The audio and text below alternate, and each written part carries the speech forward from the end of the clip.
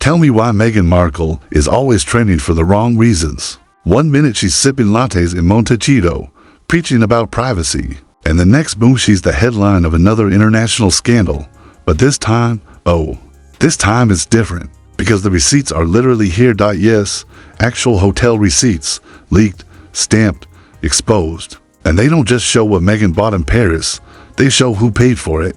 And spoiler alert, it wasn't Meghan. Now imagine the woman who lectured the world about financial independence being caught in a luxury suite, paid for by someone she swore she barely knew. The internet's in flames, Hollywood's in whispers, and the royal family reportedly smiling in silence. Was this just a PR stunt gone wrong, or the ultimate betrayal that Meghan never saw coming? Because when you look at those Paris bills, when you see the mysterious corporate names, the luxury charges, and the signatures that don't match, you start wondering, was Meghan Markle ever really independent? Or has this whole freedom brand been one perfectly packaged illusion? Stay right here, because what's buried under those hotel receipts might just be the biggest royal plot twist of the decade. They say what happens in Paris stays in Paris unless your receipts get leaked. It all started with a single post. One grainy image of a hotel bill, uploaded by an anonymous account calling itself at the Crown Leaks, showing Meghan Markle's full name printed at the top of a 5-star Parisian hotel invoice. The total, a cool $78,943.12 for a weekend, and that's before the private chauffeur, the suite-level champagne delivery, and the emergency diamond jewelry consultation. Yeah, that's a real line item, but the internet wasn't shocked by the number, it was shocked by the name under payment authorized by. Because it wasn't Meghan, it wasn't Harry, it wasn't even Arkwell. It was a corporate entity called Eclipse Holdings Ltd, and within hours, every conspiracy corner on the internet had one question: who the hell is Eclipse Holdings? That's when the real story began to unravel. Rumors spread that Eclipse was tied to Ari Emanuel, the Hollywood super agent who'd been quietly mentoring Meghan since her post-royal rebrand. You know, the same Ari who allegedly secured her that Spotify deal that went up in smoke faster than her Archetypes podcast ratings. According to one supposed insider, Eclipse was an entertainment fund used to support select media figures for strategic visibility. Translation, they bankroll celebrities to keep their name trending, and Meghan, she just cashed in on the deluxe version. But if you think this was just about one fancy Paris trip, think again, because the receipts hinted at something much deeper: a network of hush-hush sponsorships, backroom deals, and image rehabilitation. Contracts designed to make Meghan Markle look unstoppable again after her Hollywood downfall. A former staffer from the hotel, Allegedly told Le Monde Confidential, a gossip site, famous for breaking half-true stories, that Meghan's team had demanded every mention of the guest list be scrubbed from the internal system. She said she wanted discretion, the source claimed, but then she walked through the lobby with 3 photographers following her. She didn't want privacy, she wanted the illusion of privacy. Classic Markle move, right? The internet erupted. People started comparing her to a discount Kardashian trying to rebuild her brand, one fake empowerment speech at a time. Memes flooded Twitter, X calling it receipts gate. One viral tweet read, "If independence had a price tag, Meghan just overdrafted." Meanwhile, Meghan's PR team went into silent panic mode. Her reps released a vague statement: the Duchess of Sussex's travel arrangements are handled privately and independently. But here's the catch: the moment you say independently in a sentence about leaked bills, everyone knows you're lying, and the silence from Harry? Deafening, according to anonymous Montecito neighbors. Yes, the same ones who once complained about the drones flying over their $14 million mansion. Harry hadn't been seen for days. Word was he was furious and embarrassed, allegedly calling the entire episode another humiliation. But insiders say this wasn't just about embarrassment. This was about trust.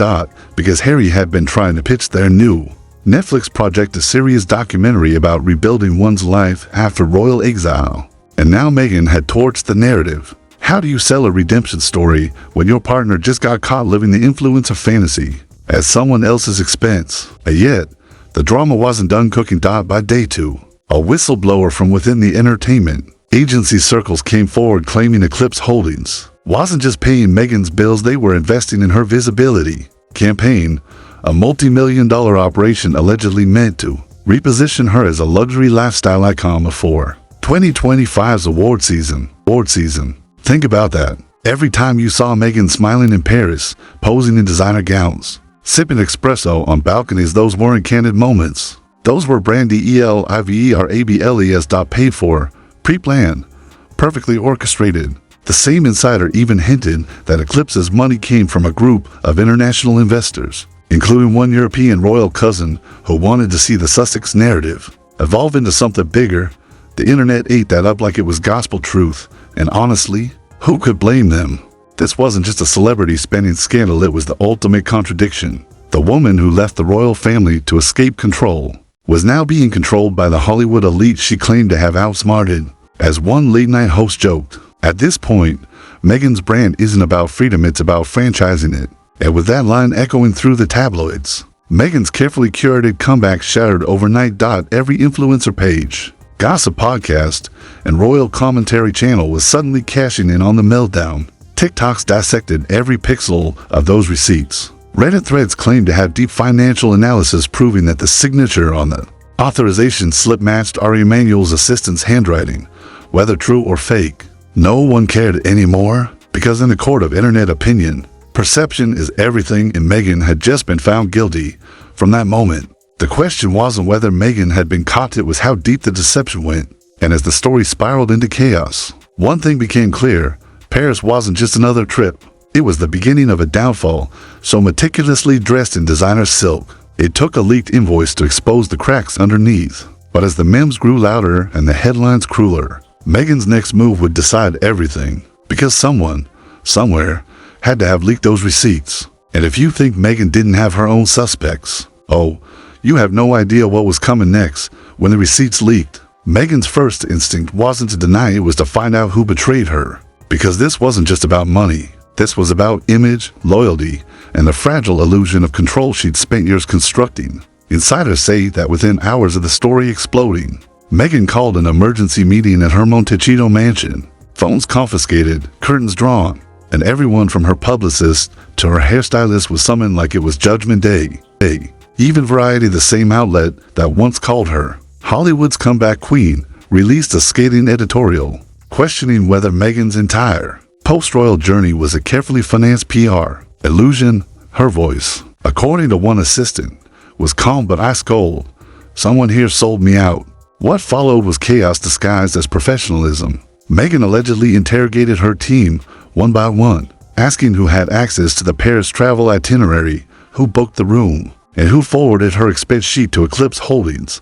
Nobody had answers, but one name kept popping up: Marcus Anderson. Yes, that Marcus, Meghan's longtime confidant, the social connector who introduced her to half of Hollywood's elite, and the one man everyone believed she would never turn against. But when the dots connected, Marcus being seen at Ari Emanuel's private event days before Paris, the theory became impossible to ignore. Could Marcus, her best friend, have leaked her biggest secret for a quiet PR favor? One insider from Meghan's circle claimed she felt hunted. Everyone she trusted had access to her calendar, her credit lines, her media strategy. But only Marcus knew how deep the Eclipse partnership went. And just like that, the internet had its villain. #MarcusTheMole trended worldwide. But here's where things took a darker turn. A week after the scandal broke, a second leak surfaced, this time a set of internal emails allegedly between Meghan's brand manager and Eclipse's finance team. The tone was cold and transactional. Please confirm the Duchess's total coverage. For the Paris project, the visibility package will be billed to the Internal Brand Development Fund. Visibility package. Those two words detonated online, because that didn't sound like a celebrity paying for a trip. It sounded like a company funding an image operation. Critics called it sponsorship, masquerading as independence. Fans called it character assassination. But either way, Meghan's credibility was disintegrating. Meanwhile, in Buckingham Palace, sources claimed the royals were watching the chaos unfold with what one insider called quiet satisfaction. You could practically hear the clinking of teacups in Windsor. Her Majesty always warned that Hollywood would eat her alive. A palace aide allegedly told the Daily Sphere, "It seems she's finally on the menu." But the storm didn't stop at headlines. Behind closed doors, Meghan's partnerships began evaporating. A high-end skincare brand reportedly paused its collaboration pending reputational review. Netflix delayed production on her documentary, and even her inner circle began ghosting her calls. The same A-listers who had once fought for an invite to her Montecito dinner parties now pretended not to know her name. Hollywood had turned its back, and Harry, he was stuck in the middle of a crisis he didn't create, but couldn't escape. According to one Montecito neighbor, Harry was visibly exhausted and had been spotted leaving the house alone, several times without security, without Meghan, just driving aimlessly through Santa Barbara. Another source said he'd been begging her to let it go, while Meghan became obsessed with proving she'd been set up. Her paranoia reportedly reached a boiling point when she hired a private digital forensics team to trace the source of the leak. Within 48 hours, they'd allegedly found anomalous login activity on one of her shared cloud drives, originating from a location in Beverly Hills. Guess who lives in Beverly Hills? Ari Emanuel's office headquarters. Cue the plot twist. Suddenly, the entire narrative flipped. Maybe Marcus wasn't the traitor. Maybe Meghan wasn't the manipulator. Maybe she was the mark. If Eclipse Holdings really was connected to Ari's corporate network, and Ari's office had access to her private documents, could this entire Paris scandal have been engineered from the inside? The internet, of course, went feral with theories. Some claimed this was Hollywood's way of disciplining Meghan, punishing her for being too vocal, too ambitious, too unmanageable. Others suggested it was a deliberate takedown to push her out of the entertainment circuit and reclaim control of her image. And Meghan herself, she was reportedly heartbroken and furious. She couldn't believe it, said one alleged friend.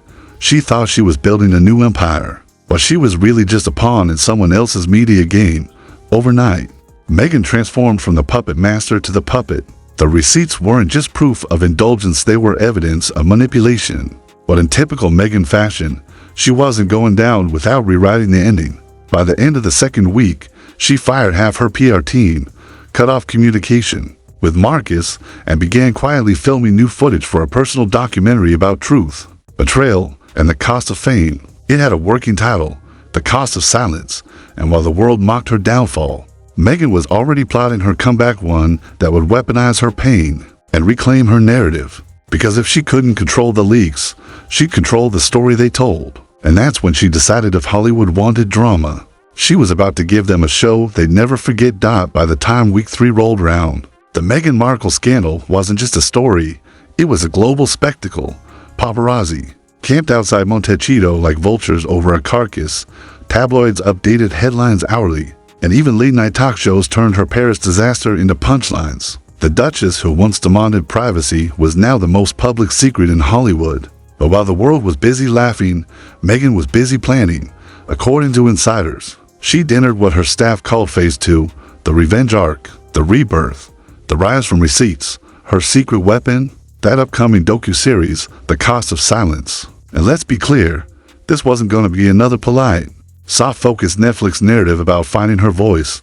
No, this time, Meghan was ready to burn bridges. One anonymous producer leaked that the series would feature real footage of her crisis calls, voice memos she'd saved from her PR team, and even recordings of conversations with unnamed Hollywood power brokers. Each episode would pull back the curtain on what she called the invisible machine, the same system that had used her image, her pain, and her rebellion as marketing collateral.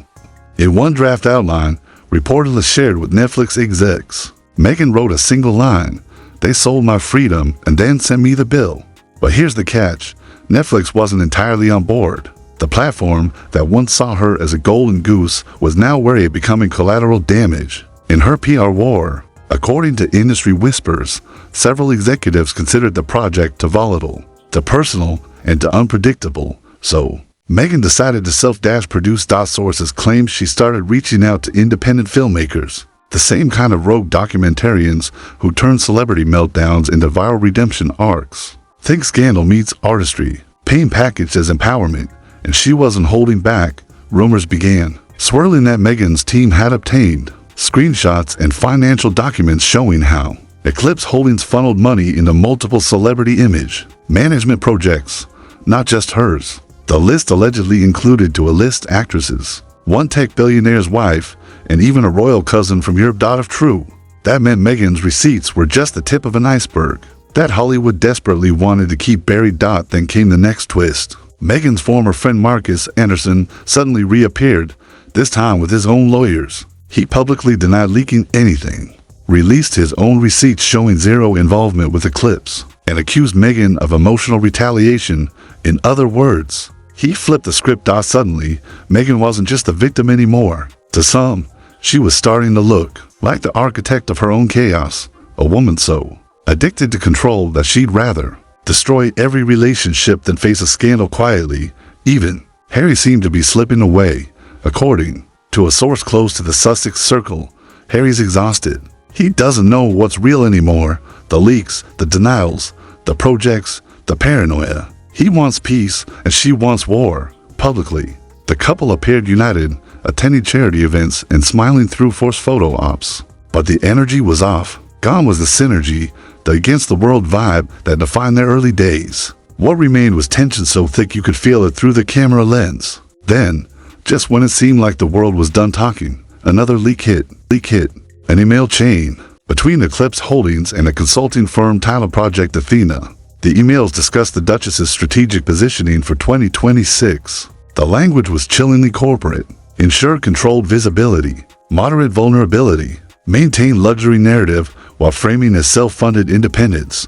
Translation: every spontaneous moment of Meghan's Paris trip, the cafe strolls, the private dinners, even the tearful airport photo was choreographed. And that's when the tone online shifted from mockery to fascination. Because now the scandal wasn't just about Meghan. It was about the machine that made her. She wasn't the only one playing the game. She was just the one who got caught mid-performance. Suddenly, think pieces exploded across the internet. Is Meghan a manipulator or a manufactured product? Who's really pulling the strings in celebrity culture? When independence becomes a brand, and deep down, that's what Meghan had wanted all along, to flip the focus. If she couldn't erase the receipts, she'd make the receipts symbolic. In her upcoming series teaser, which mysteriously leaked online before official release, her voice could be heard saying, "They called me difficult, they called me deceitful, but they never called themselves what they really are, invisible." It was pure Meghan, emotional, polished, and calculated. By the time the teaser hit social media, hashtags like hashtag the cost of silence and hashtag let me speak began trending. Some called it desperate, others called it genius, but everyone was watching, and that's when the final move dropped. A month after the Paris scandal began, Meghan posted a black and white photo of herself standing on a balcony, back turned to the camera, Paris skyline in the distance. The caption read, "They can leak my receipts, but they'll never own my story." 20 million likes in 24 hours. Just like that, she'd done the impossible. Turned humiliation into hype, exposure into engagement. But make no mistake, the scars were real. The friendships, gone. The reputation, fragile. The trust, irreparable. And as Meghan's voice echoed through the trailer of her new docuseries, "The price of freedom is everything they said I couldn't afford." The world finally understood. The receipts might have revealed who paid for Paris, but they also showed the world what it really costs to be Meghan Markle. And now, the million-dollar question, or should we say, the Paris hotel suite question. Who do you think actually footed that luxurious bill? Was it Meghan herself, silently trying to prove the world wrong? Was it Harry, swiping the royal card one last time before it got declined? Or was it someone bigger?